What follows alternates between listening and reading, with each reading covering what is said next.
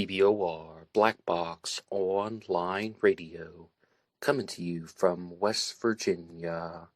BlackBoxNid88 on Instagram for the bonus podcast. And welcome to BBOR, the home of true crime talk radio and your premier destination for unsolved mysteries, criminal psychology, and exploring the dark side of cyberspace. My name is Ned DeHaan, and I am your host, as well as the creator of AstroPsych 400 here on YouTube, and regular contributor to the Zodiac Killer channel. And a great way to support these shows is just by listening to some more content. But you can also go over to Amazon.com and have a look at the book Killer on a White Horse, written by me, Ned DeHaan. It is a novel, murder mystery, inspired by the Zodiac Manson connection, but it is indeed fictional. However, who doesn't love a good mystery? And there is always the TeeSpring page. Feel free to check out some of the merchandise. And remember, being weird is not a crime. Let the show begin. Okay, hello everybody. Today is Wednesday. And on Wednesdays this year, I've been doing a regular segment about the New Orleans Axeman, an unidentified serial killer who operated in Louisiana in the early part of the 20th century. And I would like to just drop a couple of reminders that every Friday on this show is an Anything Goes, where any subject is fair game, talking about anything under the sun or in the darkness. And of course, every Monday is Zodiac Mondays, talking about the Zodiac Killer mystery. And as you'll see from the title here, this is part 2, but if you haven't heard part 1 yet, that's fine, you can keep listening. I always want these multi-part discussions to be made available to people if they're jumping in the middle, or if they're starting from the beginning and listening to it in the playlist, or just from time to time tuning into BBOR, but I do hope you'll listen to the series in its entirety. Last week on the Wednesday show, I went through Robert Talon's Ready to Hang, 7 Famous New Orleans Murders, and he has a chapter devoted to the New Orleans Axeman called The Axeman Wore Wings. This book is rather important because the contemporary understanding of the New Orleans Axeman comes from this book here, Ready to Hang by Robert Talon. And when I say contemporary understanding, it's something that is heavily challenged by Miriam C. Davis, author of The Axeman of New Orleans, who simply said that Robert Talon presented the most widely available story of the Axeman, but not everything was completely factual. So first I wanted to go through Robert Talon's writing on the Axeman, and then look at Miriam C. Davis's and do some comparing and contrasting, as well as looking at some other outside sources. What do people have to say? But another thing that Miriam C. Davis wants to remind us of is that there really are very few books that are devoted to the Axeman. In fact, she stated that her book, The Axeman of New Orleans, The True Story, is the only book exclusively devoted to covering the story of the Axeman, and it serves as the definitive authority for it. But last time, on the Part 1 episode, I was talking about the first 2 Axeman attacks that began in 1918 in New Orleans, and we saw the attacks on the Maggios, husband and wife, as well as the attack on Louis Bessemer and Harriet Lowe.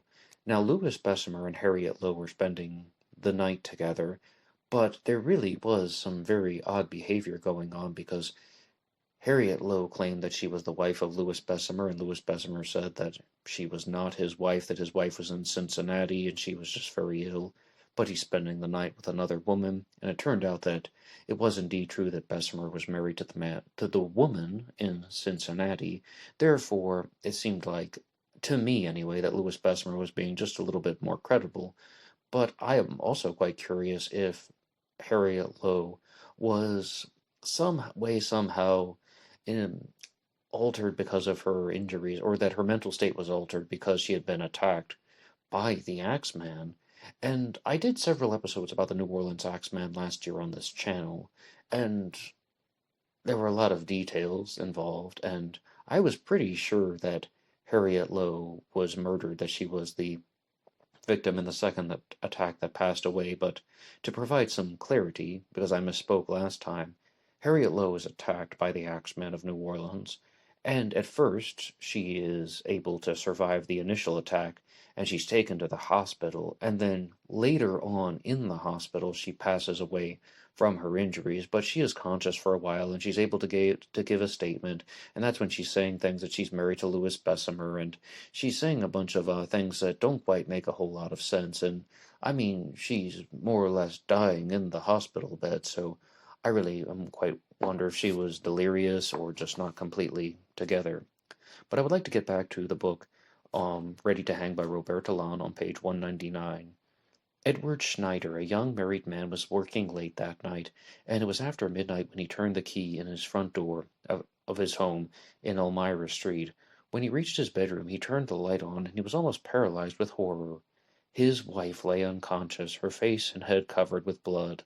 Mrs. Schneider, who was expecting a baby within a few days, was rushed to Charity Hospital. She regained consciousness and remembered awakening to see a dark form bending over her, an axe swung high. She recalled shrieking as the axe fell. She recovered a week later and delivered a healthy baby. She was never able to tell more about what had occurred, and although the police searched diligently for clues, none were found. The to add the to the general confusion were deviations from the axeman's habits. No axe was about. The intruder seemed to have entered by window, and not from a panel that had been chiseled out. Okay, so this is important because when it comes to serial killer mysteries, I talk a lot about the Zodiac killer, right? And I've entertained the multiple killers theory that there was a group of people who orchestrated the Zodiac murders. I think it's even more likely in the Jack the Ripper case that there were multiple killers, and the Long Island serial killer mystery. I think it's quite possible there were multiple killers. The Phantom Killer mystery of 1946.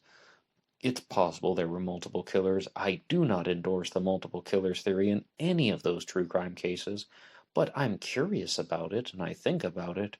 However, with Robert Alon's take on the Axeman subject, I think everything here is pointing toward a single perpetrator.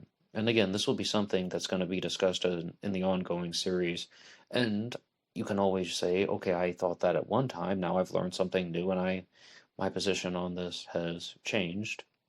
However, the way that this story is written and Ready to Hang, it does seem like there's a single person. He is using an axe, he is targeting victims in their homes, but a big difference is that in the first two attacks on the Maggios and Louis Bessemer and Harriet Lowe, that a panel was indeed chiseled out, and that's how someone entered in, and the axe was taken from the people who lived there, and the axe was just used as a tool, and then someone took it and used it as a weapon.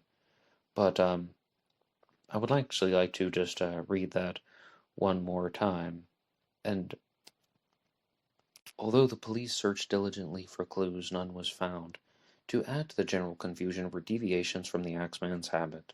No axe was about. The perpetrator seemed to have entered by a window, not a door panel that was chiseled out. As usual, however, nothing was stolen. Another key detail is the axeman had the opportunity to steal money from the victims, but he did not. I mean, entering through the window versus the panel, that doesn't strike me as rather odd. I mean, that could have just been convenience, and I don't think that shares too much of an MO change. That could have just purely been out of practicality.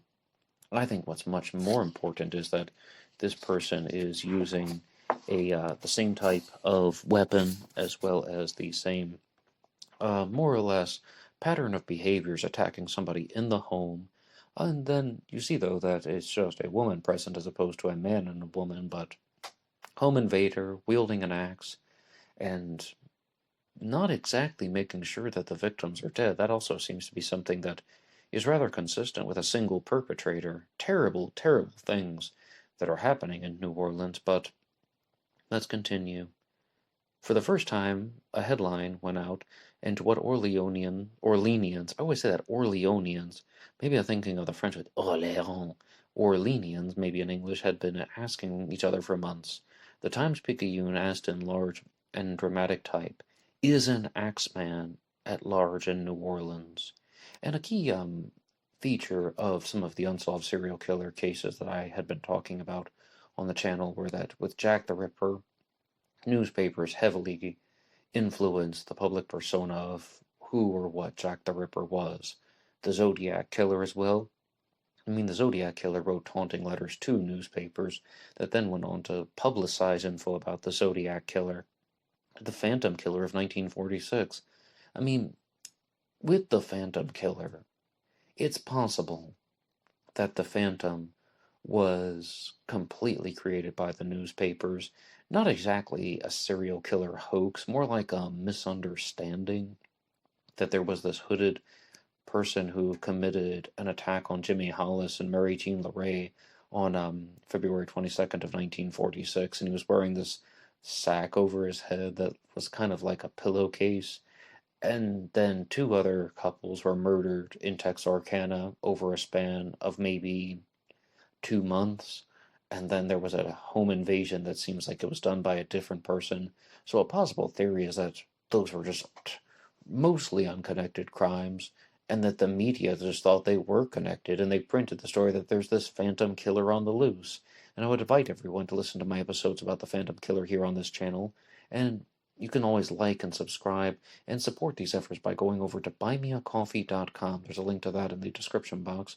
Anyone who makes a donation or contribution to help support the show will get a shout out on Zodiac Mondays, and everything is greatly appreciated. But let's read this question again. Is an Axeman at large in New Orleans? The media is already influencing the public perception. Even if there wasn't an Axeman at large, people would think that there was because of headlines like this. Pauline Bruno, age 18, and Mary, her sister, age 13, awoke shortly after 3 in the morning on the night of August 10th, when they heard strange noises coming from the next room, where their uncle Joseph Romano was sleeping. Pauline crawled out of bed and turned on her light and opened the box between the rooms. A man whom she later described as tall, dark, and heavy-set, and wearing a dark suit and a black slouch hat, was there. He was standing by her uncle's bed, and Pauline screamed, and then the man seemed to vanish, as if it were all just a fantastic nightmare. Her uncle rose from the bed, staggered through a door at the other side of the room, and crashed on the floor, which was the parlor. Pauline ran after him. Later she told the story to an item reporter. I've been nervous about the Axeman for weeks, she said, and I haven't been sleeping much. I was dozing when I heard blows and scuffling in Uncle Joe's room. I sat up in bed and my sisters woke up too. When I looked into my uncle's room, this big heavy-set man was standing at the foot of the bed. I think he was white, but I couldn't swear to it. I screamed, and my little sister screamed too. We were horribly scared. Then he vanished. It was almost as if he had wings, hence the title of this section in Talon's book, The Axeman Wore Wings. We rushed into the parlor where my uncle had staggered. He had 2 big cuts to his head, and we got him propped up in a chair. I've been hit, he groaned. I don't know who did it. Call the charity hospital. Then he fainted. Later he was able to walk to the ambulance with some help. Romano died 2 days later in the hospital, without being able to make further statements.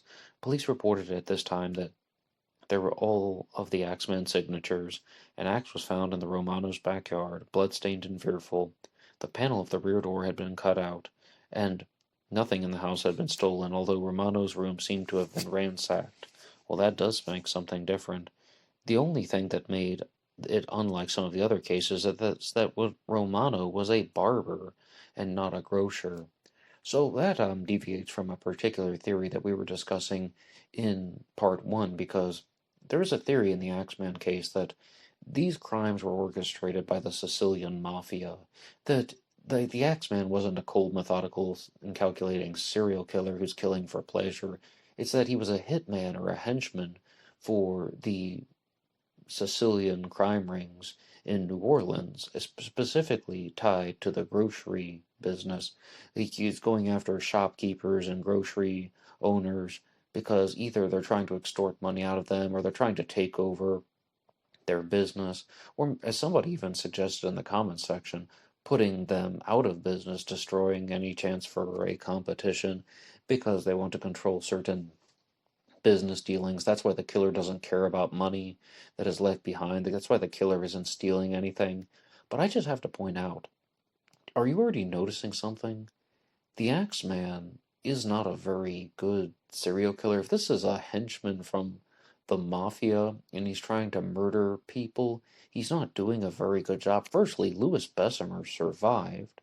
And secondarily, even when you're reading the story about the Romano attack, that he's able to walk to the ambulance himself. I mean, he wasn't able to give statements, and he did pass away the same way that Harriet Lowe passed away.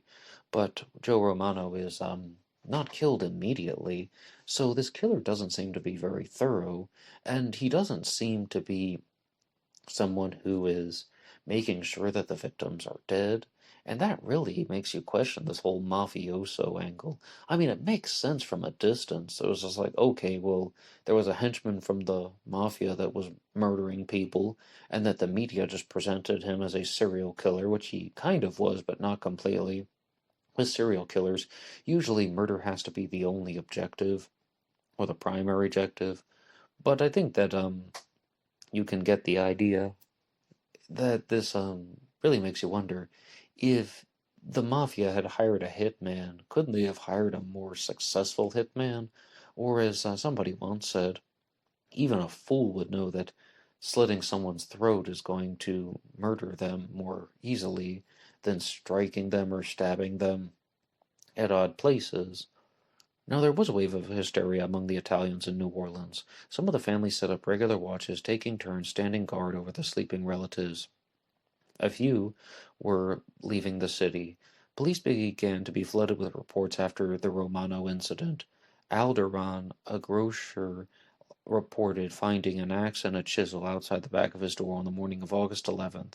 Joseph Leboeuf, a grocer at Gravier and Miro Streets, only a block from the Romano house, came forward with the story that someone had chiseled out a panel on the back of his door on July 28th, the day when he was not home. Still another grocer, Arthur Recknagel, told of finding a panel in one of his doors removed back in June, and finding an axe in the grass. Recknagel lived only a half a dozen blocks from the Romano home.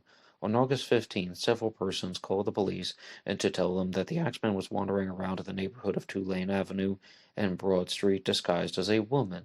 Now, this is something that you do encounter from time to time, and this might just be stuff that people are saying because they aren't completely sure what they have seen in a different unsolved mystery, not a murder case, but an unsolved mystery called The Mad Gasser of Mattoon. One theory is that women committed some of the attacks and they were wearing men's clothing, so they knew who the Axeman was and it was their brother, but they're trying to fool the witnesses with conflicting descriptions. It seems like that type of behavior is also found in the New Orleans Axeman case. Really interesting how these true crime theories get recycled from time to time. It's almost as if someone were to read a book like this and then think, oh yeah, well that makes sense for the Mad Gasser of Mattoon mystery. And to be very clear, this book was written after the Mad Gasser of Mattoon, which took place in the 40s, and this one is, of course, in the 19. This book was written in 1952. Are you sensing a particular insinuation from this book, the chapter, "The Axeman Wore Wings"? It's almost as if someone was trying to target a grocer of Italian descent and looking for the home of someone, chiseling out the panels of the doors of several of the nearby residents, and that Joe Romano may have been attacked in a case of mistaken identity. I think that's the insinuation from this. But also, I'm very skeptical of all of these things happen. That just people in the area have the panels of their door chiseled out. Some way, somehow, that almost sounds a little bit too coincidental to be true. The New Orleans States, again, that's a publication. I'll just read the whole thing again. The New Orleans States reported the next day that armed men are keeping watch over their sleeping families while the police are seeking to solve mysteries of the axe attacks. 5 victims have fallen under the dreadful blows of this weapon within the last few months. Extra police are being put to work daily. At least 4 persons saw the Axeman this morning in the neighborhood of Iberville and Rondon. He was first seen in front of an Italian grocery. Twice he fled and the citizens armed themselves and gave chase. There was something agreed upon all in the prowler's hand. Was it an axe? I also think that that's really weird that a newspaper is asking the question, was it an axe? I don't know. News. You guys write the news. You're supposed to be reporting on the facts, not just asking questions. Okay, so they saw somebody carrying something. I don't know. Maybe it was like a box of chocolates or something. You never know what you're gonna get. Or, I mean, maybe it was indeed the Axeman. But I really don't like how a newspaper, and not only a newspaper, but a contemporary one from the Times, who is supposed to be reporting on these facts as it happens, is just asking the readers to figure it out. Was it an axe? I mean, like with the Zodiac Killer mystery or something, it's almost as if they're just going to be asking, well, what did he do next? Well, actually, they kind of did this in the Jack the Ripper case, come to think, I just thought of it now. They had a headline that said, when will the Ripper strike next? Something to that effect. I may be paraphrasing a little bit, but like the media is not only stating that the Ripper could attack again, but that he will attack again. And it's just going to show how the public perception can be heavily crafted by the media at the time. On August 30th, a man named Nick Asunto called the police to tell them that he had awakened and he had heard strange noises downstairs. He lived in a two-storied house, and he went to the head of the stairs and saw a heavy, dark-set man standing below, an axe in his hand. When Asunto yelled at him, the axeman ran out of the door. On August 31st, Paul Lobella, a notions store proprietor at 7420 Zimple Street, found an axe in his alley. There were a dozen similar reports. Out of all the words to trip over in this book, There, there were a dozen similar reports. Now police made statements to the effect that they did not believe that Bessemer was a case of the ordinary variety. Well, I don't quite think so either, because firstly, Louis Bessemer survives the attack, and he has these conflicting reports, and he's the one who had a trunk full of documents that were written in various European languages, and they thought he was a German spy and such, and I talked a lot about him in part one, so I won't repeat that too much. But yes, he is, of course, not Italian. He was of Polish descent, so I think that there are differences, but the Axeman did target him in his home, and a panel was chiseled out, so and nothing was stolen, so there are hallmarks of the New Orleans Axeman. Joseph D'Antonio, a retired detective and long authority on Mafia activities, was questioned by the State's reporter and was quoted in the newspaper saying that the Axeman is a modern Dr. Jekyll and Mr. Hyde, a criminal type that may be a respectable, law-abiding citizen in his normal life. Compelled by an impulse to kill, he must obey this urge. Some years ago there were a number of similar cases, all bearing strong resemblances to this outbreak, that the same fiend may be responsible. Like the Jack the Ripper case, this sadist may go on with his periodic outbreaks until his death. For months, even years, he may be normal, then go on another rampage. It is a mistake to blame the Mafia. Several of the attacks have been other than Italians, and the Mafia never attacks women, as this murderer has done. Well, I mean, I am not an expert on the Mafia activities, but Joseph D'Antonio states that he is, and this is someone, again, who is from the contemporary times. I really have to be very honest with you. I thought that I was going to go into this book ready to hang and find all types of clues that would suggest that this mafia henchman theory was correct, because it makes sense, right? Just, okay, there's a mafia hitman that is committing these crimes, and the newspaper made everyone think that it's a cold, methodical serial killer. But when you read something like this, and just about how shabbily the crimes are committed, how sloppy the crimes are, and it almost seems like there is someone who is doing this in a maniacal way, that he is getting off on the attacks and the murders, and it will be something that we will explore much more in the Axeman of New Orleans, because, as Miriam C. Davis likes to point out, a very similar set of crimes took place earlier in the decade, closer to the beginning of the 1910s, rather, and these were known as the cleaver attacks, because first a cleaver was used, and then, for the same reason, was stolen from shops. It was a weapon that was not belonging to the killer, but was easily or somewhat easily accessible. The axe turned out to be an easier weapon to obtain. Therefore, the killer went on to go on with that in her theory. But I'm really rather undecided about whether or not the cleaver attacks were the same person. And you might be wondering, well, that's a big gap from like 1911 or something to 1918. Well, one possibility is that the person went to jail for something else. Another possibility is that he was in World War One, or just in the military period, and then stationed several places before perhaps going even abroad in World War One. So, a lot of things tend to make sense, but I'm just from reading Robert Alon's work, this whole thing about how he is targeting people that aren't always Italian, that aren't always grocery store owners, but some of them are. I mean, that really is odd. And somebody brought this up in the comments section. Maybe this person was a business owner who knew these people from the grocery store trade, and but he was a serial killer, not the mafia. Just he didn't like these people because he had interactions with them, and other people like Joe Romano, the barber. Maybe he knew him personally, and these were personal targets. I suppose anything's possible in an unsolved case. Then, as if he were exactly as Detective D'Antonio had theorized, the Axeman did disappear. After the Romano killing, the other unauthenticated attacks and scares, nothing happened at all for a long time. Weeks and months passed. The fighting of World War One ended. Christmas came, and then New Year's, and no more attacks. Chris, I just read that. Orleanians, even the Italians, breathed freely again, and the police, still mystified, found nothing more to work on in solving the crimes. From time to time, suspects were arrested, but all had been released. Only Bessemer had remained in jail awaiting trial, and he was the only real suspect that had any connection with the crimes.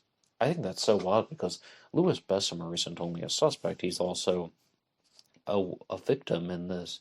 And in the earlier part of the book, I was just flipping through some pages before I was getting back to today's discussion, and I saw the lines about how there was the possibility that Louis Bessemer, the grocer of Polish descent, self-inflicted his injuries so he could murder Harriet Lowe because he's having an affair, and he seems like someone who is an oddball type anyway, and his bizarre behavior partnered with the fact that he was indeed attacked. I mean, being weird is not a crime, let's be very clear about that. But having an affair, trying to get rid of his mistress, maybe, especially one who is saying wild stories about him, and I mean, all of that, the fact that he has minimal injuries and she dies from her injuries, yeah, okay, you can be somewhat skeptical of his story. But I would like to move on to an attack that occurred in 1919. Here is something that is so different than the Phantom Killer, so different than Jack the Ripper, because the New Orleans Axeman is going to start operating in 1918, and then the crimes are going to go on into 1919. On March 10th of 1919, Orlando Giordano, a grocer in Gretna, just across the river from the New Orleans territory, heard screams coming from the living quarters of another grocer across the street, a man named Charles Cortamiglia. He rushed over into the Cortamiglia apartment. Mrs. Cortamiglia sat on the floor, still shrieking and blood gushing from her head, the body of her 2-year-old daughter Mary clasped in her arms. Also bleeding frightfully, Charles Cortamiglia lay on the floor. Giordano tried to take Mary from her mother's arms, but she wouldn't let him. So he got wet towels and from the bedroom and tried to bathe her face and that of her husband. Cortamiglia groaned, but he did not regain full consciousness. Then Frank Giordano, the son of Orlando, rushed in, assisting his father. The father sent him to call the ambulance. Both the Cortamiglia parents had been taken to the charity hospital with fractured skulls. Little Mary was dead. Absolutely saddening. Rest in peace. When the police searched the property, they found the similar tactics used by the Axeman. The same pattern. The back door panel had been chiseled out. The bloody axe that was owned by Charles Cortamiglia was found on the back steps, and nothing was stolen.